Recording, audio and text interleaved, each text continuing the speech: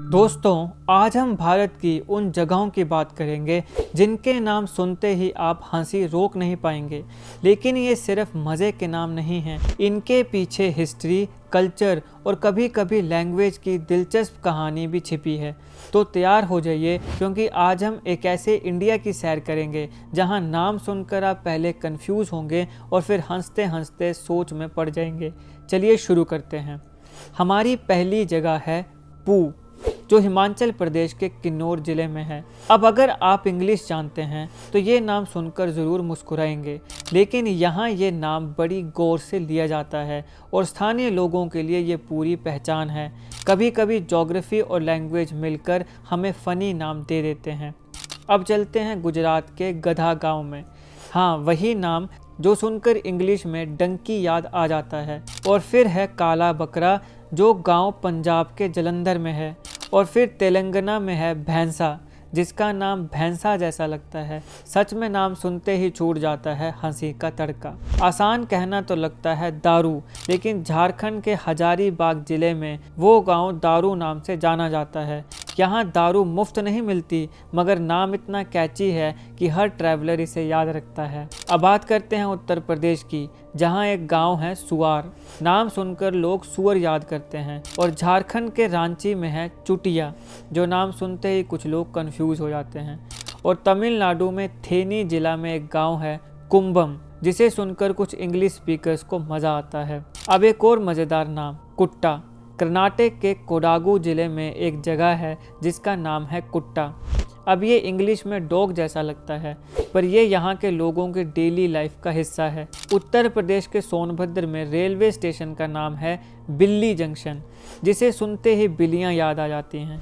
और बिहार के गोंडा जिले में है लोलपुर। नाम सुनते ही लोल यानी लाफ आउट लाउड याद आता है। अब थोड़ा अर्बन ट्विस्ट, बेंगलोर के शिवाजी नगर में एक सड़क है कोकबर्न रोड, ठीक वैसे जैसे नाम से आप अनजाने में मजा ले लेते हैं। और हरियाणा के करनाल में है लांडोरा नाम की जगह, जिन्हें सुनकर लोकल्स भी कई बार टूरिस्ट को टीज करते हैं। अगर आपको नाम सुनकर हंसी आ जाती है तो पुणे में पिंपल सौदागर का नाम सुनकर तो मज़ा ही डबल हो जाता है। और वहीं पुणे के पास ही एक जगह है भोसरी, जिसे सुनकर लोकल्स भी कभी कभी टीज कर देते हैं। अब चलिए नॉर्थ ईस्ट की ओर, मेरा पानी, एक जगह जो असम और नागालैंड दोनों में फैली है।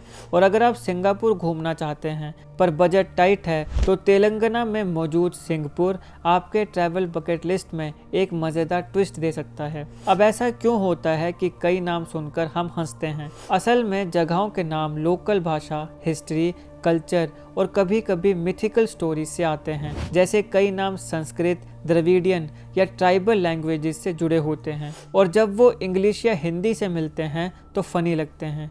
ये नाम सिर्फ फ़नी नहीं, ये हमारी भाषा की विविधता और कल्चरल रिचनेस को भी दिखाते हैं। अगर आप ट्रैवल पसंद करते हैं तो इन क्वर्की नामों वाली जगहों को भी अपनी ट्रैवल लिस्ट में डालिए।